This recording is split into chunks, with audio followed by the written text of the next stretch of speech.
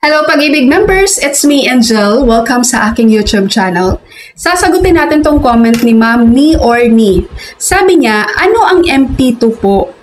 Kaya sa video na ito, yan ang ating pag-uusapan. Ano ba tong MP2 sa Pag-ibig Fund? Okay, sa Pag-ibig Fund po, meron po tayong MP1 or Modified Pag-ibig 1 Savings. Meron din po tayong MP2 or Modified Pag-ibig 2 Savings. Magkaibang account number po ito ha. Kapag mag-open po kayo ng MP2 sa Pag-ibig Fund, bibigyan po kayo or magkakaroon po kayo ng account number para sa inyong MP2. So yung nakikita nyo ngayon sa screen, i-discuss natin ang pinagkaiba nitong dalawang savings sa Pag-ibig Fund. Okay, so again sa Pag-ibig, meron tayong MP1, regular savings, meron tayong MP2, multi-purpose savings. So sa nature po, ang MP1 natin, ito po ay mandatory monthly contributions. Ang MP2 naman po, ito po ay optional lang, voluntary. Pagdating po sa contributions, dito po sa MP1 or regular savings natin, sa mga employed members, no, merong employee share, merong employer share.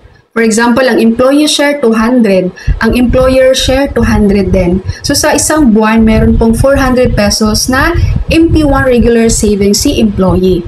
Kapag naman voluntary, ang minimum contributions dito sa voluntary ay 200 pesos monthly at pwede rin pong taasan yan kung magkano yung i-contribute ng isang voluntary member. Alright? Pagdating naman sa MP2 contributions, ang minimum contributions dito monthly ay 500 pesos and no maximum limit guys. Let's say for example, gusto mong mag-invest ng 1 million pesos sa MP2 mo, pwede po. Pagdating naman sa maturity period, sa MP1 po, regular savings, ang maturity natin dito ay 20 years. Pero guys, kapag naka 15 years ka dito sa Pag-ibig ng tuloy-tuloy na contribution, as in walang bungi, no? Walang 1 month na walang hulog yan. As in tuloy-tuloy talaga yung 15 years na yon. Mawi-withdraw mo yon. Tapos yung natira, ititira mo lang doon, tapos continuous ka pa rin ng contributions. Kapag naman naka 20 years ka, yes, may option ka na to withdraw. Tapos yung natira mo, syempre, i-continue mo pa rin yan ng contributions. Okay? Sa MP2 naman guys, ang maturity period natin dito ay 5 years. After 5 years, pwede mo na yang i-withdraw. Tapos kung gusto mo ulit mag-open ng another MP2, pwede ka pong mag-MP2 ulit. Ngayon, sa ating mga Pag-ibig members dyan na nasa abroad, no, minsan yung questions talaga nila, paano yan, di pa naman kami makakauwi after 5 years. Dito po sa MP2 savings natin guys, hanggang 7 years po, pwede pang tumubo yung pera mo kay Pag-ibig pag di mo yan na-withdraw. Pero kapag hindi mo pa yan na-withdraw after 7 years, nandun lang yung pera mo, hindi na yan tutubo. Tapos i-withdraw mo lang kung kailan ka available. Nagigets? So hindi naman mawawala yung pera mo dun guys, nandun lang yung kay Pag-ibig. Okay, ngayon pagdating sa dividend rate. Sa MP1, regular savings, lower rate but tax-free. Sa MP2 naman guys, higher rate, tax-free and higher than MP1. Kung nakikita nyo to, ito yung ating dividend rates ng year 2024. Ito yung kinagandahan kay Pag-ibig guys, dahil yearly talaga makikita mo magkano yung dividend rate, no?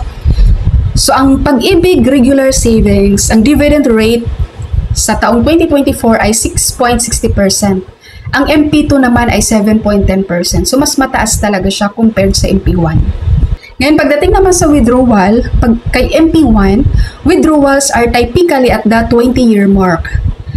Though there are some options for early withdrawal. So ito yung na-explain ko na kanina guys, sa 15 years pwede tayo maka-withdraw doon, pero dapat tuloy-tuloy talaga yun, as in wala kang bungi doon. Okay, pagdating naman sa MP2, withdrawals are possible at the end of the 5-year maturity period. Early withdrawal may be allowed under certain conditions.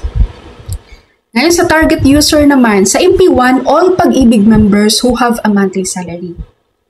Pagdating naman sa MP2, existing Pag-ibig members, retirees, and former Pag-ibig members with sources of income. Kaya meron pa po dito sa atin guys, nakakuha na ng mga senior citizens, nakakuha na po ng retirement claim kay Pag-ibig, pero nakakapag-open pa po sila ng MP2. Kasi ang MP2 po, open po ito kahit na retired ka na, no, nakapag-withdraw ka na ng retirement claim mo kay Pag-ibig, as long as naging former Pag-ibig members ka nila, pwede ka pong makapag-open pa ng MP2. Okay? At ang kinagandahan po dito sa MP2 guys, pwede po tayong kumuha ng multiple account. Multiple MP2 account, no? For example, January 2026 mag-open ka, first time mo mag-open ng MP2. Tapos, the next year, kahit hindi pa nagmamature yung unang MP2 mo, gusto mo ulit mag-open pa ng another MP2 account, pwede po. So, pwede kayong mag-open ng inyong multiple account sa MP2.